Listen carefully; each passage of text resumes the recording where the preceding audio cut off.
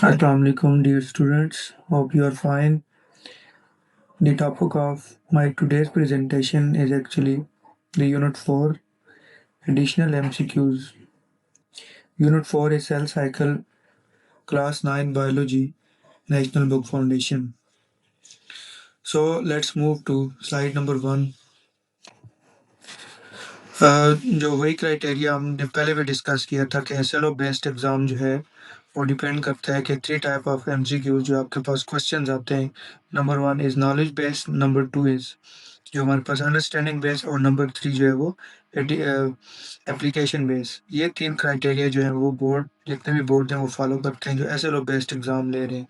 Federal board भी जो है वो SLO बेस्ड एग्ज़ाम लेते हैं, तो वो इन्हीं 3 जो है वो क्राइटेरिया को यूज़ करता है. और MCQs हों या फिर आपके पास जो शॉर्ट क्वेश्चंस हो या लॉन्ग क्वेश्चंस हो, तो वो इन्हीं तीनों क्राइटेरिया को यूज़ करके MCQs बनाते हैं, और इन्हीं 3 क्राइटेरिया को यूज़ करके पेपर बनता है आपका.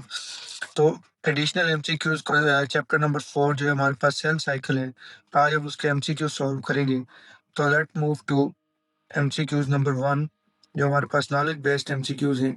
तो MCQ नंबर 1 है the period of the cell cycle between two consecutive division is known as. Actually जो हमारे पास चैप्टर 4 है सेल साइकिल, तो सेल साइकिल में हम देखेंगे कि सेल जो है वो कैसे जो है वो डिवाइड करता है और अपने आप को प्रिपेयर कैसे करता है डिवीजन के लिए. ठीक है, यानी बिफोर डिवीजन जो है वो सेल अपने आप को कैसे प्रिपेयर करेगा. ठीक है, जिसके हम डिफरेंट फेजेस पढ़ेंगे. S phase, G phase, G1 phase, G2 phase, ठीक है, G0 फेज. तो ये जितनी फेजेस है ये किसकी है, सेल साइकिल की. ठीक है, बिटवीन दी यानी birth of cell to the division of cell. एक सेल जब यानी एक सेल से दो बनते हैं, और तब उसी सेल के अंदर जब डिवीजन होती है, ठीक है, तो उसके टाइम जितना भी वो होता है टाइम पीरियड है उसको हम क्या कहते हैं, सेल साइकिल. तो ये कह रहे कि the period of the cell cycle between two consecutive division, कि दो कंसेक्यूटिव डिवीजन हों. फॉर एग्जांपल एक सेल से जो है वो दो सेल बन रहे हों, और फिर जो दो सेल बने वो पेरेंट सेल से फिर आगे सेल बने, तो वो जो कंसेक्यूटिव डिवीजन हैं उनको हम क्या कहते हैं, इंटरफेज. ठीक है, इंटरफेज में क्या है, यानी एक सेल साइकिल जब कंप्लीट होता है तो उसके बाद सेल जो है वो रेस्टिंग फेज पे आता है जिसको हम कहते हैं इंटरफेज, और उस फेज के बाद दोबारा से सेल अपने आप को प्रिपेयर करता है फॉर डिवीजन. तो interphase is the period where cell grow and replicate DNA before division. यानी डिवीजन से पहले सेल जो है वो जितनी भी, चाहे वो डीएनए जो है वो उसके डबल हो जाते हैं, प्रोटीन जो है वो जितनी डीएनए की डुप्लीकेशन के लिए रिक्वायर होती हैं वो जो है वहाँ पे है गैदर होना स्टार्ट हो जाती हैं, और इसके अलावा जो क्रोमोसोम्स हैं वो भी डुप्लीकेट होना स्टार्ट हो जाते हैं. तो ये हमारे पास क्या है, इंटरफेज के अंदर जितने भी जो है वो इवेंट्स हो रहे होते हैं. दूसरा हमारे पास MCQs है the synthesis of DNA occur during which phase, कि डीएनए जो है वो किस फेज के अंदर जो है वो सिंथेसाइज होता है, सिंथेसिस होती है. तो यहाँ अगर आप डायग्राम को देखें, राइट साइड पे मैंने शो की है, तो डीएनए सिंथेसिस कहाँ पे, एस फेज के अंदर. ठीक है, एस फेज को हम कहते हैं सिंथेसिस फेज. ये एक्चुअली हमारे पास पूरी इंटरफेज की फेजेस हैं. ठीक है, तो S phase is synthetic phase या डीएनए सिंथेसिस यहाँ पे होता है. ठीक है, तो S phase is correct option. Third MCQ हमारे पास है which cell remain permanently in G0. अच्छा, G0 का मतलब है वो जो सेल जो डिफरेंशिएट हो जाते हैं, जिनकी ग्रोथ कंप्लीट हो जाती है, तो वो कौन से ऐसे सेल हैं जो G0 फेज के अंदर यानी रहते हैं, जिनके अंदर बाद में उनके अंदर कोई डिफरेंशिएशन या कोई ग्रोथ नहीं होती. तो न्यूरॉन सेल जो है वो कहाँ पे चले जाते हैं, G0 फेज के अंदर. Mature neuron permanently exit the cell cycle, तो सेल साइकिल को एग्जिट करके कहाँ पे चले जाते हैं, G0 फेज के अंदर. ठीक है, नंबर 4 MCQ हमारे पास है the structure that separate chromatid is called, क्या वो स्ट्रक्चर जो क्रोमेटिड को क्या करता है, सेपरेट करता है, उनको अलग अलग करता है, तो उस स्ट्रक्चर को हम क्या कहते हैं, तो उसको हम कहते हैं स्पेंडल अपरेटस, या फिर इसी को हम माइटोटिक अपरेटस भी कहते हैं. तो यहाँ पे अगर आप माइटोटिक अपरेटस को देखें, तो ये जो स्पेंडल फाइबर जिसके अंदर आते हैं, तो स्पेंडल फाइबर क्या करते हैं, ये राइट साइड पे डायग्राम जो है इसको क्रोमोसोम को क्या करेंगे, ये ब्रेक डाउन करेंगे, और ये जो क्रोमेटिड है इनको क्या करेंगे, अलग अलग करेंगे. ठीक है, तो माइटोटिक अपरेटस मैंने डायग्राम के अंदर शो किया हुआ है, आप इसको जरूर देखें. तो यहाँ पे स्पेंडल फाइबर पुल क्रोमेटिड्स अपार्ट, ठीक है, यहाँ पे माइटोटिक अपरेटस के अंदर अगर आप देखें तो ये स्पिंडल फाइबर्स जो होते हैं वो क्रोमोसोम्स के साथ अटैच होते हैं, ठीक है, सेंट्रोमियर के साथ। और ये क्या करते हैं, जब मेटाफेज के बाद एनाफेज में जाता है, जो है वो सेल जाता है, तो उसमें क्या करते हैं, ये अपोजिट पोल की तरफ जो है वो मूव करते हैं और फिर इसको ब्रेक डाउन करते हैं क्रोमोसोम को। एमसीक्यू नंबर 5 हमारे पास है, chromosomes align at the equator during, कि क्रोमोसोम अपने आप को इक्वेटर पे किस स्टेज पे जो है वो अलाइन करते हैं। तो करेक्ट ऑप्शन इसका है मेटाफेज, ठीक है। यहाँ पे अगर आप डायग्राम में देखें तो साथ मैंने मेटाफेज की डायग्राम शो की हुई है। तो क्रोमोसोम ने अपने आप को कहाँ पे अरेंज कर दिए, इक्वेटोरियल प्लेट पे, या मेटाफेज प्लेट जो है वो उसमें क्या किया, बना दिए, ठीक है। तो ये हमारे पास थे 5 MCQ. So let's move to next MC slide. Next slide में हमारे पास है MCQ number 6, the longest phase of mitosis is, क्या माइटोसिस का, अब माइटोसिस की अगर हम देखें तो माइटोसिस की फेजेस क्या क्या है, prophase, metaphase, anaphase and telophase. तो लॉन्गेस्ट फेज कौन सी है, तो longest phase of mitosis is actually the prophase. तो प्रोफेज में एक्चुअली क्या हो रहा होता है, यहाँ पे अगर आप डायग्राम देखें तो ये एक सेल ने ड्रा किया हुआ है और इस सेल के अंदर प्रोफेज को शो किया हुआ है। तो प्रोफेज में नंबर 1 न्यूक्लियोलस जो है वो डिसअपियर होना स्टार्ट हो जाता है, ये यहाँ पे शो किया हुआ है सेंट्रल रीजन अगर आप देखें सेल का। Number 2 chromatid condense into chromosome, कि यहाँ पे जो थ्रेड लाइक स्ट्रक्चर्स थे जिनको हम क्रोमेटिन कहते हैं, वो कंडेंस होकर क्या बना देते हैं, क्रोमोसोम के जो है वो फॉर्मेशन करते हैं अगर आप न्यूक्लियोलस के अंदर देखें। Number 3 separation of the centrosome, कि सेंट्रोसोम जो है वो, क्योंकि आगे स्पिंडल फाइबर बनाने होते हैं तो ये क्या हो जाते हैं, सेपरेट हो जाते हैं। और number 4 formation of mitotic spindle, कि यहाँ पे क्या होता है, माइटोटिक स्पिंडल यानी स्पिंडल फाइबर बनना स्टार्ट हो जाते हैं। तो करेक्ट ऑप्शन क्या है, प्रोफेज। तो प्रोफेज के अंदर 4 डिफरेंट इवेंट जो है वो हो रहे होते हैं। Number 1 nucleolus disappear, chromatin condense into chromosome, separation of the centrosome and formation of the mitotic spindle, ठीक है। Now move to MCQ number 7, homologous chromosomes paired in prophase 1 to form a, अब होमोलोगस क्रोमोसोम्स क्या है, यहाँ पे अगर आप right side पे देखें तो ये मैंने यहाँ पे क्रोमोसोम बनाए हुए हैं, होमोलोगस क्रोमोसोम जो है वो, जिनकी शेप बिल्कुल क्या होती है, बिल्कुल सेम होती है, और साइज भी क्या होता है, बिल्कुल सेम, और सेंट्रोमेयर की पोजीशन भी क्या होती है, सेम होती है, ठीक है। तो होमोलोगस क्रोमोसोम जो है वो प्रोफेज 1 में, ठीक है, मियोसिस जो है वो, मियोसिस का जो प्रोफेज है, प्रोफेज 1, ठीक है।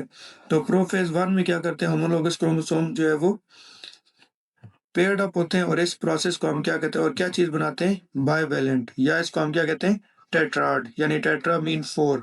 तो ये 4 क्रोमेटिड जो है वो एक्चुअली बन जाते हैं, यानी 1 2 3 एंड 4। तो यहाँ पे राइट साइड पे मैंने शो किए हुए। तो साइनेप्सिस बनते हैं, साइनेप्सिस से क्या चीज बनती है, बाइवेलेंट बनता है, या फिर टेट्राड भी इसको कहते हैं। एमसीक्यू नंबर 8 हमारे पास है, क्रॉसिंग ओवर अकर ड्यूरिंग, के क्रॉसिंग ओवर कब होती है, ठीक है। तो क्रॉसिंग ओवर यहाँ पे अगर हम बाइवेलेंट फॉर्मेशन को देखें या साइनेप्स फॉर्मेशन को देखें, तो साइनेप्स एक्चुअली प्रोफेज 1 के अंदर बनते हैं माइटोसिस के, मियोसिस के। तो मियोसिस का जो प्रोफेज 1 है, वहाँ पे क्रोमोसोम जो है, होमोलोगस क्रोमोसोम पेयर अप होता है। यहाँ पे मैंने यहाँ पे ये बनाया भी हुआ, अगर आप राइट साइड पे देखें तो ये होमोलोगस क्रोमोसोम बनाए हुए हैं। होमोलोगस क्रोमोसोम्स क्या करते हैं, पेयर अप होते हैं, और पेयर अप होने के प्रोसेस को हम क्या कहते हैं, क्रॉसिंग ओवर। तो ये सेकंड में जो डायग्राम में शो किए हुए, ये एक्चुअली हमारे पास क्या है, क्रॉसिंग ओवर, ठीक है। तो क्रॉसिंग ओवर के बाद हमारे पास जो है वो एक्सचेंज ऑफ सेगमेंट्स होते हैं। तो ये एक्चुअली प्रोफेज 1 के अंदर हो रहा होता है। नंबर 9 जो है वो डिवीजन ऑफ साइटोप्लाज्म, ठीक है, डिवीजन ऑफ साइटोप्लाज्म। तो हमारे पास दो टर्म्स हैं, एक को हम कहते हैं कैरियोकाइनेसिस, यानी सेल डिवीजन जो है वो, अगर हम ये कहें कि सेल डिवीजन की टाइप्स देखें, ठीक है, तो नंबर 1 हमारे पास आ जाती है कैरियोकाइनेसिस, नंबर 2 है साइटोकाइनेसिस, ठीक है। Division of nucleus is called karyokinesis. तो फर्स्ट जो होता है वो डिवीजन ऑफ न्यूक्लियस होता है, जिसको हम कहते हैं karyokinesis. Division of nucleus is followed by the cytokinesis, यानी डिवीजन ऑफ साइटोप्लाज्म। तो division of cytoplasm is called cytokinesis. तो साइटोकाइनेसिस से क्या होता है कि साइटोप्लाज्म जो है वो एक सेल से दो सेल यानी डिवाइड होना, सेल मेम्ब्रेन इनवर्ड इनवेजिनेट होना स्टार्ट होती है, और साइटोप्लाज्म डिवाइड हो जाता है। नंबर 10 अगर हम देखें, 10 हमारे पास है प्लांट सेल फॉर्म बाय, के प्लांट्स के जो सेल हैं वो कैसे बनते हैं, क्योंकि सेल डिवीजन तो वहां पे भी हो रही होती है। तो प्लांट के जो सेल हैं वो कैसे बनेंगे, बाय फ्रेगमोप्लास्ट। फ्रेगमोप्लास्ट जो है वो एक स्ट्रक्चर है, क्योंकि प्लांट के सेल को अगर हम देखें तो प्लांट के सेल की जो आउटर रीजन है वो हार्ड सेल वॉल है। तो हार्ड सेल वॉल तो इनवर्ट इनवेजिनेट तो नहीं हो सकती, सो उसमें क्या चीज़ बनती है, फ्रेगमोप्लास्ट बनता है। और वो फ्रेगमोप्लास्ट जो यहाँ पे सेंटर में इसने शो भी किया हुआ है, वो फ्रेगमोप्लास्ट जब बनेगा तो फ्रेगमोप्लास्ट फिर क्या हो जाएगा, उससे न्यू सेल वॉल जो है वो डेवलप हो जाती है और एक सेल से क्या होता है, दो सेल बन जाते हैं। नंबर 12 एमसीक्यूज हमारे पास है, attachment point during crossing over. कि क्रॉसिंग ओवर जब हो जाती है, तो ये पिछली स्लाइड में भी आपने पढ़ा है कि जब क्रॉसिंग ओवर हो जाती है तो उसमें जो अटैचमेंट पॉइंट है, ये यहाँ पे राइट साइड पे शो भी किया हुआ है क्रॉसिंग ओवर। तो क्रॉसिंग ओवर में जो जहाँ पे सेगमेंट जो है वो एक्सचेंज होते हैं, जहाँ पे क्रोमोसोम होमोलोगस क्रोमोसोम का जो पॉइंट ऑफ अटैचमेंट है उसको हम क्या कहते हैं, क्याज़मेटा। ठीक है, तो chiasmata are actually the exchange point. ठीक है, तो सेंट्रोमेयर जो है वो इसकी सेंट्रल पोजीशन है। ठीक है, टीलोमेयर जो है वो इसके टेल्स अगर हम देखें, और काइनेटोकोर जो है वो ये प्रोटीन्स है। Next MCQ number 13, spindle formation in animal is organised by. तो एनिमल्स के अंदर स्पिंडल फॉर्मेशन कौन करता है, यानी स्पिंडल फाइबर जिसके अंदर मेजॉरिटी अगर मेनली हम बात करें, तो स्पिंडल फाइबर कौन सी चीज बना रही होती है, सेंट्रियोल्स। यानी वो ऑर्गेनेली सेंट्रियोल्स क्या करते हैं, स्पिंडल फाइबर करते हैं, ये बनाते हैं। ये हमने थर्ड चैप्टर में भी इसका फंक्शन पढ़ा है कि स्पिंडल सेंट्रियोल जो है वो उनसे स्पिंडल फाइबर्स निकलते हैं जो क्रोमोसोम्स के सेंट्रोमेयर के साथ क्या करते हैं, अटैच होते हैं। ठीक है, और सेल डिवीजन में वो क्या करते हैं, हेल्प करते हैं। तो centriole help organise spindle fibre. 14 पे जाएं, अब malignant tumour is characterised by. अच्छा, मैलिग्नेंट ट्यूमर्स को अगर हम देखें, तो मैलिग्नेंट ट्यूमर्स एक्चुअली क्या होता है कि वो स्प्रेड, यानी ट्यूमर जो होते हैं वो स्प्रेड आउट हो जाते हैं, अपनी जहाँ पे वो बनते हैं वहां से वो स्प्रेड आउट हो जाते हैं। ठीक है, नेक्स्ट हमारे पास जो है वो एमसीक्यूज नंबर 15 है। एमसीक्यूज 15 क्या है कि स्पिंडल प्रोटीन सिंथेसिस इंक्रीजेज इन।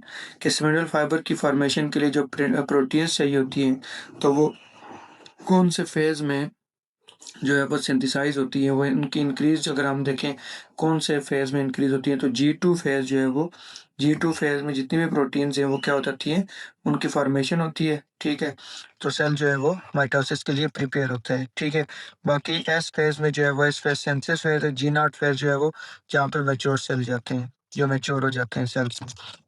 नेक्स्ट स्लाइड पे अगर हम जाएं, तो नेक्स्ट स्लाइड हमारे पास है अंडरस्टैंडिंग बेस्ड एमसीक्यूज। तो अंडरस्टैंडिंग बेस्ड में एमसीक्यूज नंबर 1 यानी 16 एमसीक्यूज जो है वो हमारे पास है, mitosis is established for a growing child because. तो माइटोसिस का अगर हम देखें कि माइटोसिस जो है वो ग्रोइंग एज में अगर हम दैट सपोज बात करें, तो माइटोसिस का फंक्शन क्या है, तो mitosis actually increase the number of cell. तो नंबर ऑफ सेल क्या कर रहा होता है, वो इंक्रीज कर रहा होता है, तो इसलिए हम उसको, दूसरा वेरिएशन तो माइटोसिस से नहीं आती। ठीक है, इसके अलावा क्रोमोसोम रिडक्शन से भी नहीं होती, और गैमेट फॉर्मेशन भी नहीं होती। तो growth require more body cells. ठीक है, तो ग्रोथ के लिए क्या है, यानी जो फॉर एग्जांपल स्किन है, तो स्किन ग्रो कर रही है, तो चाइल्ड जो है चूंकि उसने ग्रोथ करना है उसकी बॉडी ने, तो कौन सा प्रोसेस होता है, माइटोसिस। नंबर 16 को देखें, 16 क्या है, mitosis ensure genetic stability by. क्या माइटोसिस में जेनेटिक स्टेबिलिटी कैसी होती है, यानी पेरेंट्स और ऑफस्प्रिंग जो है वो आइडेंटिकल नंबर ऑफ क्रोमोसोम्स होते हैं, सेम नंबर ऑफ क्रोमोसोम्स होते हैं, सेम जेनेटिक मेकअप होता है। तो वो क्यों होता है, bye maintaining the chromosome number. कि क्रोमोसोम नंबर जो है वो माइटोसिस में चेंज नहीं होते। तो डॉटर सेल जो है वो receive the identical chromosome, receive the same number of chromosomes as parents। ठीक है, नंबर 16 में अगर हम देखें, 16 क्या है, इन एनाफेज। कि एनाफेज में क्या है, जो यानी जो हमारे पास माइटोसिस का एनाफेज है उसमें क्या होता है, तो एनाफेज में actually centromere split in chromatid separates. ठीक है, यानी बी ऑप्शन जो है, sister chromatid move to opposite pole. जो हमारे पास मेटाफेज है, मेटाफेज में क्या बना था, मेटाफेज प्लेट। ठीक है, क्रोमोसोम जो है वो अलाइन हो गए थे कहाँ पे, एट दी इक्वेटोरियल प्लेट। तो मेटाफेज के बाद हमारे पास क्या आता है, एनाफेज। एनाफेज में क्रोमोसोम जो है वो जो है वो अपोजिट, यानी क्रोमेटेड जो है वो अपोजिट पोल की तरफ मूव कर जाते हैं और क्रोमोसोम ब्रेक डाउन होते हैं। और स्पिंडल फाइबर क्या करते हैं, जो सेंट्रोमेयर के साथ अटैच होते हैं, तो वो स्ट्रेच करते हैं और क्रोमोसोम को ब्रेक डाउन करते हैं।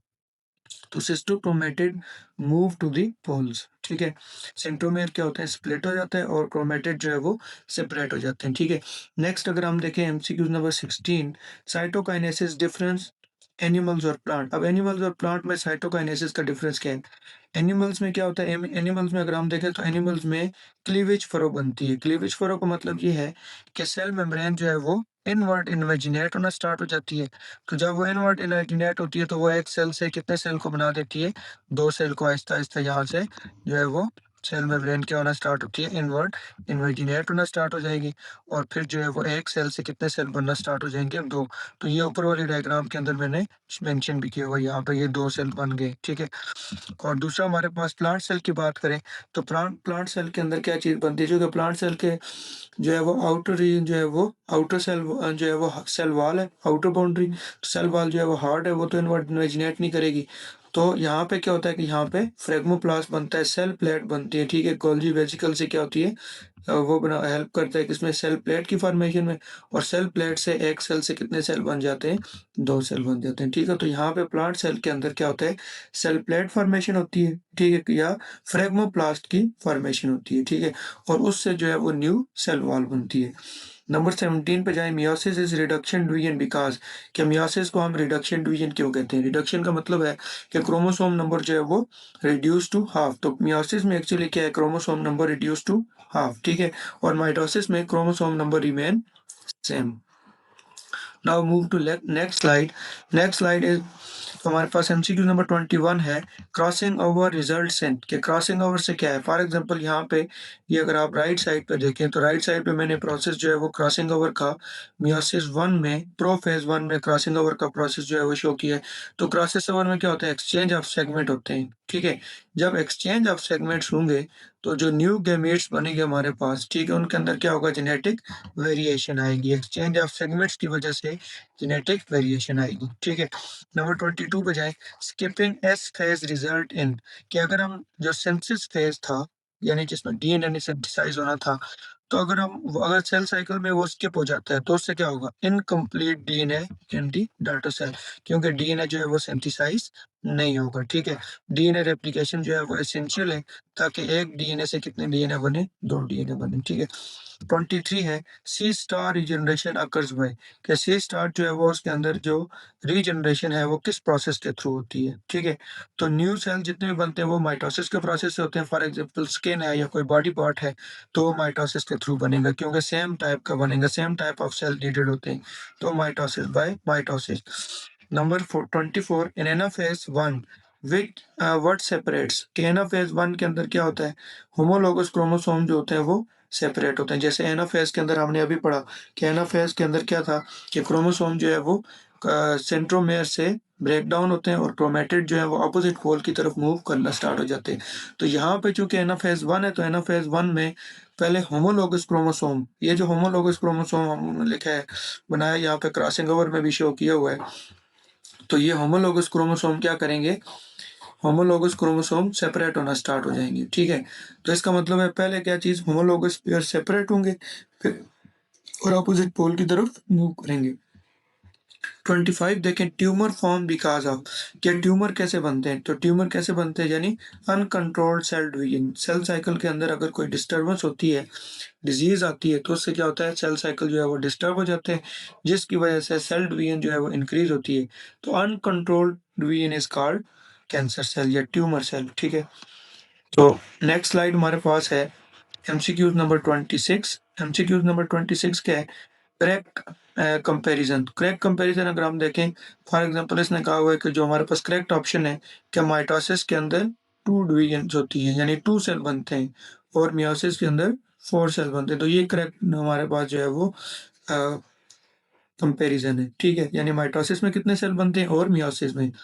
तो मियोसिस हैज टू डिवीजन, ठीक है।